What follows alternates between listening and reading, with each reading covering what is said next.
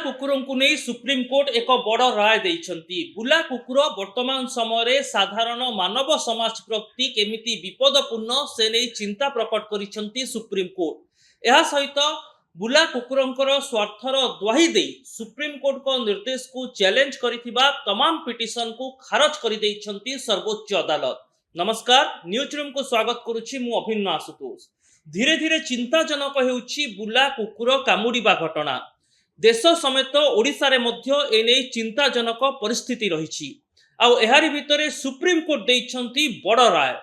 Supreme court कहिछंती बुला कुकुर आक्रमण घटना राज्य समेत देश गुड़िक मध्य चिंताजनक एवं सुप्रीमकोर्ट को चैलेंज करी बा सुप्रीमकोर्ट बुला कुकुर कामुड़िबा संपर्कित जो राय देइथिले ताको चैलेंज करी पशुप्रेमी एवं एनजीओ मानक तरफ होइतिबा तमाम आवेदन को खारज कर देइछंती। दर्शक बंधु, आपण माने जानिचंती कि जे प्रकृत रे सुप्रीम कोर्ट काहे कि बुला कुकुर को नहीं एते व्यग्र होइचंती एवं ए संपर्क रे एक चिंताजनक तथ्य देइचंती। मु से रिपोर्ट आपण को जणाइबा पूर्वरु प्रथमे कहि रखिबा को चाहिबी जे सुप्रीम कोर्ट बुला कुकुर को नहीं नवेम्बर 2025 रे कोन राय देइथिले। सुप्रीम कोर्ट कहिथिले जे बुला कुकुर माने देशर विभिन्न स्थान रे चिंतार कारण पलटिछंती। अनेक समय रे बुला कुकुरंकर आक्रमण जोगु साधारण लोक को जीवन जाउछि। एणु बुला कुकुर मानकर गतिविधि को सर्वसाधारण रे रोकिबा पई सुप्रीम कोर्ट राय देइथिले।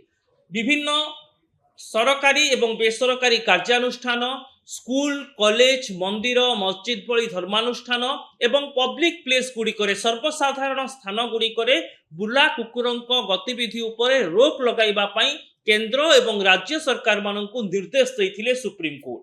एमिति कि सर्वसाधारण स्थान रे बुला कुकुरंकु खाइबा पीबा को देबा मध्य अनुचित एवं एने कटकणा लगाइबा को मध्य राज्य सरकार माननकु एवं जिला स्तर रे प्रशासनिक अधिकारी माननकु निर्देश देइथिले।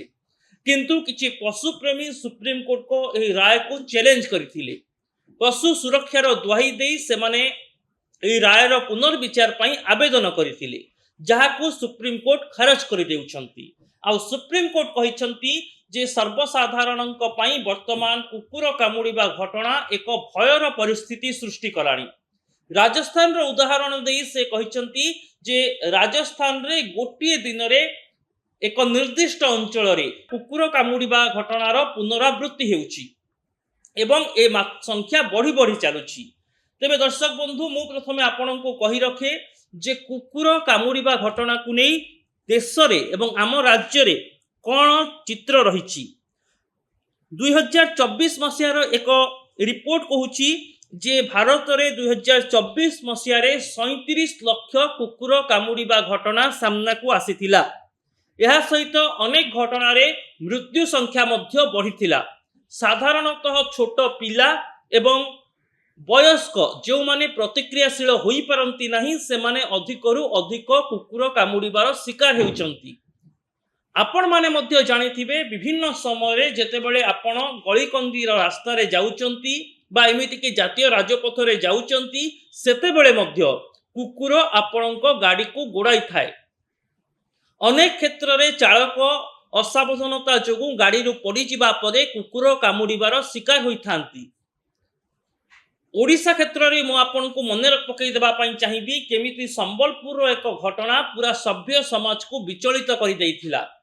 जेतेबेले एक बुला कुकुर एक छोट पिला को झुणी खाई जाइथिला। अनेक समय रे हॉस्पिटल परिसर रे, धर्मानुष्ठान परिसर रे, सरकारी बेसरकारी ऑफिस परिसर रे मध्य बुला कुकुर रो आक्रमण शिकार हेउछंती साधारण जनता। ओडिशा रे 2023 रु 2024 मसिया भितरे पाखापाखी 5,20,237 बुला कुकुर आक्रमण मामला सामना को आसीथिला। यह को जदि आकलन करा जाए ओडिशा रे प्रत्येक दिन 777 जन को बुला कुकुर आक्रमण करुछि। 2023 रे 2.5 लाख और 2024 रे 2,43,000 बुला कुकुर कामुड़िबा मामला सामना को आसीछि। ओडिशार विभिन्न सहरर एवं विभिन्न ग्रामांचलर रिपोर्ट को आकलन कले ओडिशा रे पाखापाखी 37,34,000 बुला कुकुर रहिचंती। ଯେଉଁମାନଙ୍କର ବନ୍ଧ୍ୟାକରଣ ପାଇଁ ଏବଂ ସେମାନଙ୍କୁ ସୁରକ୍ଷିତ ଭାବରେ ରଖିବା ପାଇଁ କୌଣସି ବ୍ୟବସ୍ଥା କରାଯାଉନାହିଁ। କେନ୍ଦ୍ର ଏବଂ ରାଜ୍ୟ ସରକାରଙ୍କର ଗାଇଡଲାଇନ୍ ରହିଛି ବୁଲା କୁକୁରଙ୍କର ଜନ୍ମ ନିୟନ୍ତ୍ରଣ, କୁକୁରମାନଙ୍କର ବନ୍ଧ୍ୟାକରଣ, କିନ୍ତୁ ଏହାକୁ ଠିକ୍ ଭାବରେ କାର୍ଯ୍ୟକାରୀ କରାଯାଉନଥିବା ନେଇ ସୁପ୍ରିମକୋର୍ଟ ଖପା ହୋଇଛନ୍ତି। ଆଉ ଯେଉଁ ରିପୋର୍ଟ ମୁଁ ଆପଣଙ୍କ ସାମ୍ନାରେ ରଖିଲି, ବୁଲା କୁକୁର କାମୁଡ଼ିବା ଏବଂ ବୁଲା କୁକୁର ଆକ୍ରମଣରେ ଲୋକଙ୍କ ଜୀବନ ଯିବା, ଏ ରିପୋର୍ଟକୁ ତର୍ଜମା କଲେ ସ୍ୱତଃପ୍ରବୃତ୍ତ ଭାବରେ ମନରେ ପ୍ରଶ୍ନ ଉଠୁଛି ଯେ ବୁଲା କୁକୁର କେତେ ବିପଜ୍ଜନକ ପରିସ୍ଥିତି ସୃଷ୍ଟି କଲେଣି। ସୁପ୍ରିମକୋର୍ଟ କହିଛନ୍ତି ବୁଲା କୁକୁରମାନଙ୍କ ପାଇଁ ଉଚିତ ଆଶ୍ରୟସ୍ଥଳୀର ବ୍ୟବସ୍ଥା କରିବା ସରକାରଙ୍କର ଦାୟିତ୍ୱ। ଯଦି ଆଶ୍ରୟସ୍ଥଳୀର ବ୍ୟବସ୍ଥା ହୋଇପାରୁନାହିଁ ଏବଂ ବୁଲା କୁକୁର ଆକ୍ରମଣରେ କୌଣସି ଲୋକଙ୍କ ଜୀବନ ଯାଉଛି, ତେବେ ଏଥିପାଇଁ ସରକାର ଉତ୍ତରଦାୟୀ ହେବା ଉଚିତ। ରାଜରାସ୍ତାରେ ମଧ୍ୟ ବୁଲା କୁକୁରଙ୍କର ପ୍ରାଦୁର୍ଭାବ ଚିନ୍ତାଜନକ। ଏଣୁ ଜାତୀୟ ରାଜପଥ ପ୍ରାଧିକରଣ ବୋର୍ଡକୁ ମଧ୍ୟ ସୁପ୍ରିମକୋର୍ଟ କହିଛନ୍ତି ଯେ ବିଭିନ୍ନ ସ୍ଥାନରେ ବୁଲା କୁକୁରଙ୍କ ପାଇଁ ଆଶ୍ରୟସ୍ଥଳୀ ରଖାଯାଉ। ସର୍ବସାଧାରଣରେ ବୁଲା କୁକୁରଙ୍କୁ ଖାଇବା ଦେବା ଏବଂ ସେମାନଙ୍କର ଯତ୍ନ ନେବା ଯୋଗୁଁ ଅନେକ ସମୟରେ ବୁଲା କୁକୁରଙ୍କ ସଂଖ୍ୟା ବଢ଼ୁଛି। ଏଣୁ ବୁଲା କୁକୁରଙ୍କୁ ଖାଇବା ଯୋଗାଇବା ଉପରେ ମଧ୍ୟ କଟକଣା ଜାରି କରିଛନ୍ତି ସୁପ୍ରିମକୋର୍ଟ।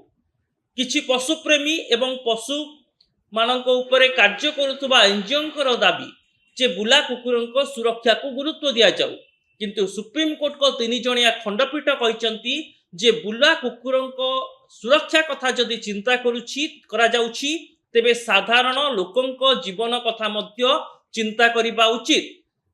ସାଧାରଣ ଲୋକେ ବୁଲା କୁକୁର ଆକ୍ରମଣ ଦ୍ୱାରା କେତେ ବିପଜ୍ଜନକ ପରିସ୍ଥିତିର ସାମ୍ନା କରୁଛନ୍ତି ତାକୁ ଅଗ୍ରାହ୍ୟ କରାଯାଇ ନପାରେ ବା ଅଣଦେଖା କରାଯାଇ ନପାରେ।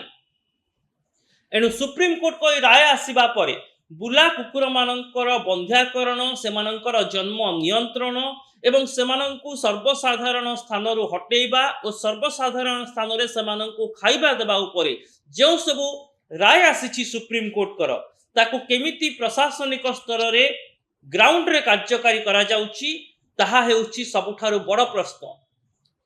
ଏଣୁ ବୁଲା କୁକୁରଙ୍କର ଆକ୍ରମଣର ମାମଲାକୁ ଦେଖିଲେ ସ୍ୱତଃପ୍ରବୃତ୍ତ ଭାବରେ ଏହା ଅନୁମାନ କରାଯାଇପାରେ ଯେ କୁକୁରଙ୍କ ସୁରକ୍ଷାର ଦ୍ୱାହି ଦେଇ ବୁଲା କୁକୁରମାନଙ୍କୁ ବିଚ୍ ରାସ୍ତାରେ ଛାଡ଼ି ଦିଆଯିବା ଉଚିତ ନୁହେଁ।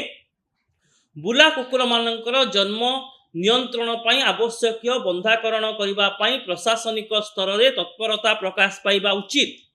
ସର୍ବସାଧାରଣ ସ୍ଥାନରେ ବୁଲା କୁକୁରଙ୍କୁ ଖାଇବାକୁ ଦେଇ ସେମାନଙ୍କର ସଂଖ୍ୟା ବୃଦ୍ଧିକୁ ପ୍ରତ୍ୟକ୍ଷ ଏବଂ ପରୋକ୍ଷ ଭାବରେ ସୁହାଇଲା ଭଳି ପରିସ୍ଥିତି ସୃଷ୍ଟି କରାଯାଇ ନପାରେ।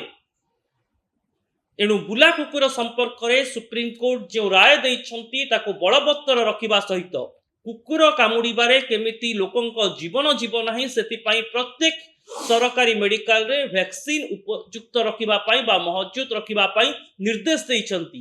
ଅନେକ ସମୟରେ ବୁଲା କୁକୁର କାମୁଡ଼ିବା ପରେ ଆବଶ୍ୟକୀୟ ସାବଧାନତାର ଅଭାବ କାରଣରୁ, ଚିକିତ୍ସାର ଅଭାବ କାରଣରୁ ଲୋକେ ମୃତ୍ୟୁ ମୁଖରେ ପଡ଼ୁଛନ୍ତି। ଏନେଇ ଲୋକଙ୍କ ଭିତରେ ସଚେତନତା ସୃଷ୍ଟି କରିବା ସହିତ ଜୀବନ ପ୍ରତି ବିପଜ୍ଜନକ ରେବିସ୍ କୁକୁର ଗୁଡ଼ିକୁ ଏକ ନିର୍ଦ୍ଦିଷ୍ଟ ସ୍ଥାନରେ ବନ୍ଦୀ କରି ରଖିବା ପାଇଁ କହିଛନ୍ତି ସୁପ୍ରିମକୋର୍ଟ। ହେଲେ ଏ ଦିଗରେ ରାଜ୍ୟ ଏବଂ କେନ୍ଦ୍ର ସରକାର ଠିକ୍ ଭାବରେ ନିୟମର ଅନୁପାଳନ କରୁନଥିବା ନେଇ ଖପା ହୋଇଛନ୍ତି ସର୍ବୋଚ୍ଚ ଅଦାଲତ। ଏହା ସହିତ ରାଜ୍ୟ ଓ କେନ୍ଦ୍ରକୁ କହିଛନ୍ତି ଯେ ବୁଲା କୁକୁର ସମ୍ପର୍କରେ ସୁପ୍ରିମକୋର୍ଟ ଯେଉଁ ରାୟ ଦେଇଛନ୍ତି ତାକୁ କେମିତି ଅନୁପାଳନ କରାଯିବ, ବୁଲା କୁକୁରଙ୍କ ସଂଖ୍ୟା କେମିତି ନିୟନ୍ତ୍ରଣ କରାଯିବ, ସେଥିପାଇଁ ତୁରନ୍ତ ଆବଶ୍ୟକ ପଦକ୍ଷେପ ନିଅନ୍ତୁ। ଯଦି ଏହି ପଦକ୍ଷେପ ନେବା ଭିତରେ କୌଣସି କୁକୁରର ଜୀବନ ଯାଉଛି, ତେବେ ତା ବିରୋଧରେ ପୋଲିସ ମାମଲା ରୁଜୁ କରିପାରିବ ନାହିଁ। ଯଦି ନିଜର ଜୀବନ ବଞ୍ଚାଇବା ପାଇଁ କେଉଁଠି ସାଧାରଣ ଲୋକ ବୁଲା କୁକୁରକୁ ମାରି ଦେଉଛନ୍ତି, ତେବେ ମାନବିକତାର ଦ୍ୱାହି ଦେଇ ହିଁ କେବଳ ପୋଲିସ ମାମଲା ରୁଜୁ କରିପାରିବ ନାହିଁ। ଏହି ଦୃଷ୍ଟିରୁ ସହଜରେ ଆପଣମାନେ ଭାବି ନିଅନ୍ତୁ ଯେ ବର୍ତ୍ତମାନ ସମୟରେ ବୁଲା କୁକୁର ଏକ ବିପଜ୍ଜନକ ପରିସ୍ଥିତି ସୃଷ୍ଟି କରିଛି, ଯାହାକୁ ନେଇ ସୁପ୍ରିମକୋର୍ଟ ଖପା ହୋଇଛନ୍ତି। ଏଣୁ ଯେଉଁମାନେ ବୁଲା କୁକୁରଙ୍କ ସ୍ୱାର୍ଥ କଥା କହୁଛନ୍ତି, ସେମାନେ ସଭ୍ୟ ସମାଜରେ ମଣିଷର ସ୍ୱାର୍ଥ, ତାର ସ୍ୱାଧୀନତା ଏବଂ ଯାତାୟାତ କ୍ଷେତ୍ରରେ ସେହି ସ୍ୱାଧୀନତା ବଳବତ୍ତର ରହିବା ଦିଗରେ ମଧ୍ୟ ଚିନ୍ତା କରନ୍ତୁ। सुप्रीम कोर्ट कहिसंती जेमिति आमे फ्रीडम ऑफ लाइफ कथा कहूचु फ्रीडम ऑफ डिग्निटी कथा कहूचु तारि भितरे लोकंकर यातायात रे मध्य स्वाधीनता रहिबा दरकार। आज मध्य आमे गली कंदी रे जिबा समय बुला कुकुर गोड़ेबा घटनार सामना हेउचु। अनेक स्थान रे गाड़ी रु पड़ी जिबा परे बुला कुकुर आक्रमण करूचंती। तेणु एहाकु दृष्टि रखी बुला कुकुरंको उपरे नियंत्रण आनिबाकु पड़िबो। एथिपाई बुला कुकुर मानकर संख्या वृद्धि को रोकिबाकु पड़िबो। आउ सबुठारु बड़ा कथा हैला रेबिस डॉग मानंकु केमिति बा जेउ माने अधिक संक्रमण सृष्टि करंती बा मरणांतक आक्रमण करंती सेमानंकु बांधी रखा जिवो से दिगरे कार्य करिबाकु पड़िबो। तेबे रिपोर्ट संपर्क रे आपनकर कोन रहिछि मत सेति पई न्यूज रूम रो सोशल मीडिया साइट रे हम चैनल को सब्सक्राइब करंतु, हम वीडियो को लाइक करंतु, शेयर करंतु, कमेंट बॉक्स रे निजर मतामत लिखंतु। रहउछि नमस्कार।